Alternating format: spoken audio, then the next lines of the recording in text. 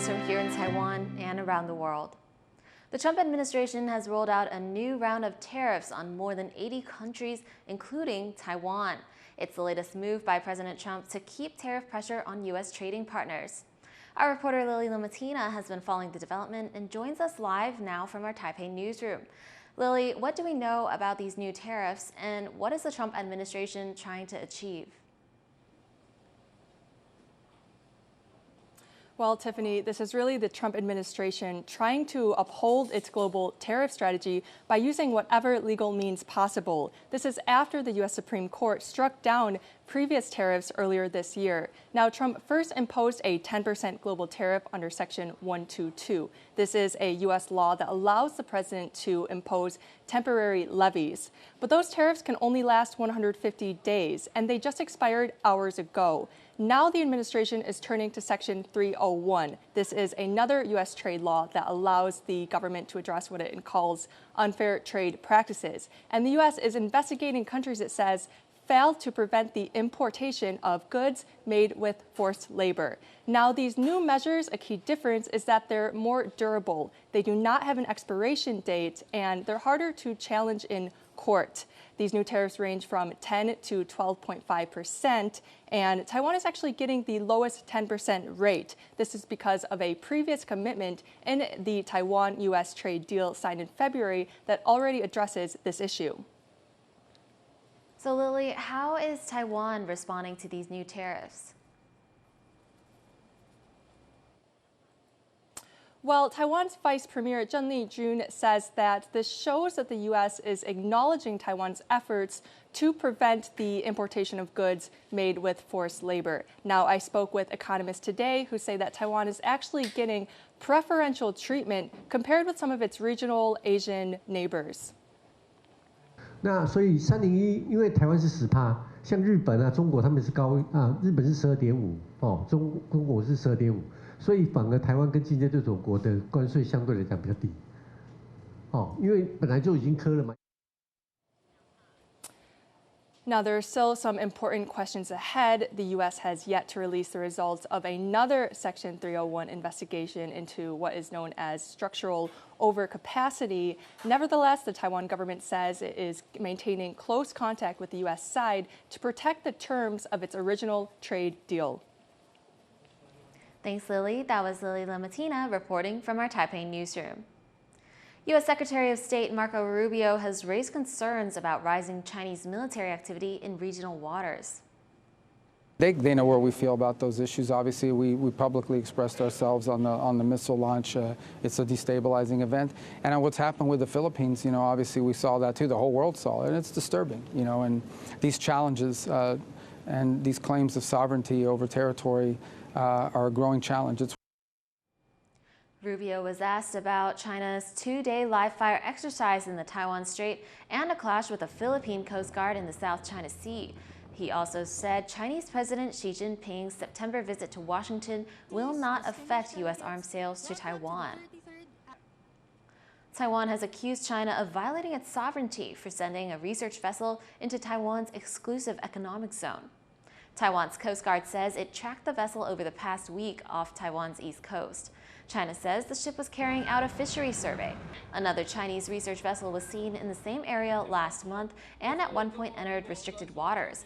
More Chinese Coast Guard and official vessels have been operating off Taiwan's east coast after Japan and the Philippines opened talks on maritime boundaries in May. Taiwan will host an airsoft shooting competition this weekend and show off several of its weapon systems.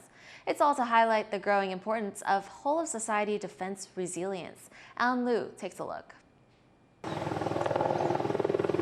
An Apache attack helicopter touches down on the grounds of Taiwan's National Defense University, a showcase of the military's training achievements. Joining the Apache is a Black Hawk helicopter, mostly used to transport troops, carry out air rescue missions, and deliver supplies. Displays like these are a way to show off Taiwan's reserve forces and to attract the public's attention to defense. Taiwan has seen an increase of gray zone activities by China, which has been rolled out taking the country by force. 这个活动也是一个全民防卫韧性的最佳展演，的确也是在为接下来下个月的汉光演习，做一个暖身。 The Special Operations Command also showcased Taiwan's growing drone capabilities.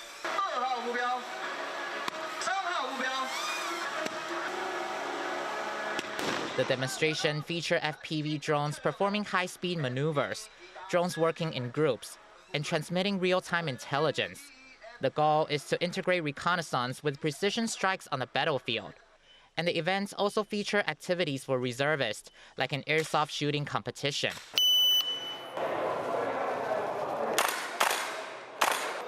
From target shooting to indoor combat drills, competitors will put their skills to test using airsoft guns modeled after the military standard rifles, all to keep reservists sharp and raise more public interest in national defense. Participants had to complete a series of marksmanship challenges, testing their shooting skills, decision-making under pressure, and tactical judgment. Some say the events help strengthen cooperation between the military and the public. 借由这种像这是竞技的活动，可以让就是名人跟后备的军人，甚至是现役的军人同胞们都可以做交流的话，我觉得这是一个非常非常大的好处。The events also display a range of Taiwan's military equipment, including special operations assault vehicles, armor and tactical vehicles, air defense systems, and mobile missile launchers. It comes ahead of the annual Hangguang military exercise in August, and with Beijing's increasing threats, Taiwan is keen to strengthen its civil defense capabilities. Luffy Li and Ellen Lu in Taipei for TaiwanPlus. Oil prices have risen back to $100 per barrel for the first time since May. That's after Houthi militants from Yemen struck 2 Saudi oil tankers in the Red Sea. Houthis have vowed to blockade shipments from Saudi Arabia, opening a new front to the war in the Middle East, while the Strait of Hormuz remains closed off by Iran. U.S. President Donald Trump promised major military punishment after the attack, while strikes on Iran continue. Oil prices are up nearly 40% since the U.S. and Israel launched the war on Iran in February. Taiwan's top economic think tank is now projecting 10.38% GDP growth in 2026. The forecast by the Taiwan Institute of Economic Research, or TIER, is the highest prediction so far. TIER's outlook is based on strong AI demand that's boosting the country's ICT and electronic sectors and driving record-high exports and domestic investment. But TIER also warned of inflation risks with the ongoing war in the Middle East and extreme weather around the world pushing up energy and food prices. Taiwanese citizens planning to travel to Morocco may need to reconsider their plans. One of Taiwan's biggest travel agencies reported that the Moroccan embassy in Japan has suspended visa applications for Taiwanese passport holders, though no notice was given by Moroccan authorities. Taiwan's foreign ministry said it's trying to contact the embassy for an explanation and is monitoring the situation. Taiwanese seeking entry to Morocco must apply through the embassy in Japan, as the two countries don't have official ties. The annual Ocean Cup, an indigenous canoe race on Orchid Island off Taiwan's east coast, has attracted huge crowds. Our reporter Sandy Chi has the story. Braving the waves and paddling toward one goal, victory in the annual Ocean Cup, an indigenous wind canoe race held on Orchid Island. It's home to the Dao people, one of Taiwan's 16 officially recognized indigenous groups, and the only one whose traditional homeland is not on Taiwan's main island.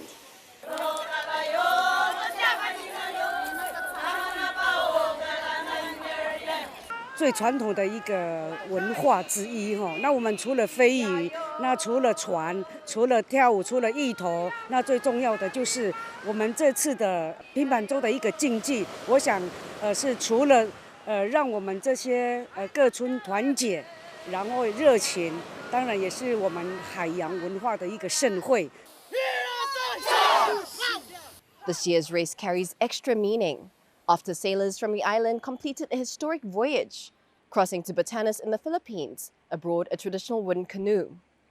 Each year, one of Orchid Island's 6 Dao villages hosts the Ocean Cup, bringing together families and paddlers from across the island to celebrate their shared maritime traditions. And winning the race requires countless hours of training and team effort. Some even say they've been training in their sleep.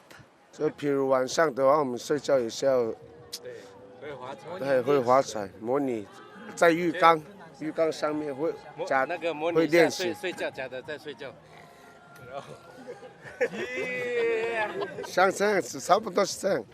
你就自己看我们这些讲手的脸，也是讲手的手也一样啦，每个部落都一样，全部看我们的手都知道我们是怎么练的。一定有破掉这些手掌这边才可以去参加这些，我们的越野赛啦、1公里啦，或者是一些1人桨、2人船那种。These wooden canoes, known as tatalas, are closely tied to Dao men's fishing, transportation, and ceremonial practices. Women are traditionally not allowed to be around the vessels. 就是从以前我们的祖先就是这样告诉我们一代一代，就是认为女孩子因为有夜市来，也是生孩子之类，他们会认为是我们去碰那个船，捕捞的时候会影响它的量。But nowadays, the Ocean Cup includes women's races, with over 50 women competing.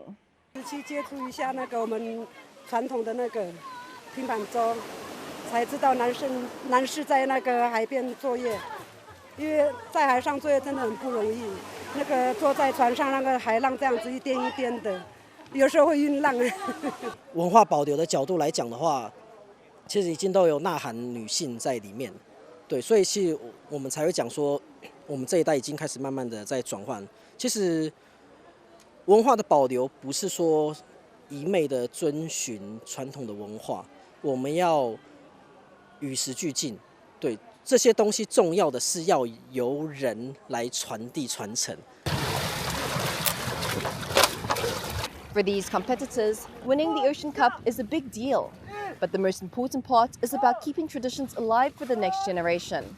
Scott Wong and Sunny Chi for TaiwanPlus. An early 2000s schoolyard craze is spinning its way back across Asia, packing out arenas from the markets of Hong Kong to the campaign trail in Taiwan. Reese Ayers reports.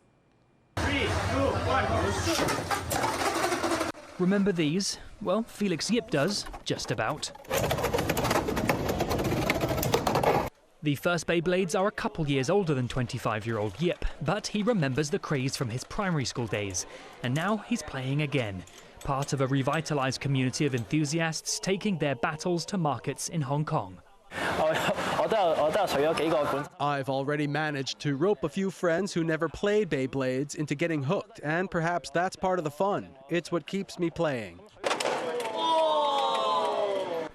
The Beyblade craze is sweeping Asia, with manufacturer Takara Tomy reporting massive spikes in demand across Japan, Hong Kong and Taiwan, fueled by new battle tech, a pinch of nostalgia, and a need for a physical escape from a digital age.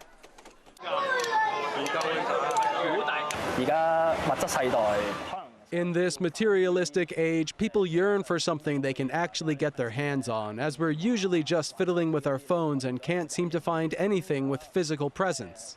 The game is getting so popular it's fueling a black market in China.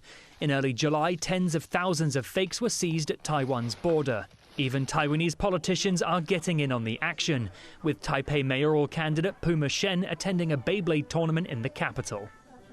But back in Hong Kong's packed markets, the noise is purely about the game itself, where for these players, nothing beats the simple, physical thrill of the spin. Eason Chen and Reese Ayers for TaiwanPlus. Thank you for watching What's Up Taiwan. You can visit the TaiwanPlus website or follow our social media for more stories from Taiwan and around the world. Finally, we leave you with images of Japanese cyclist Nishikubo Tomomi breaking 2 Guinness World Records. I'm Tiffany Wong. Take care and see you next time.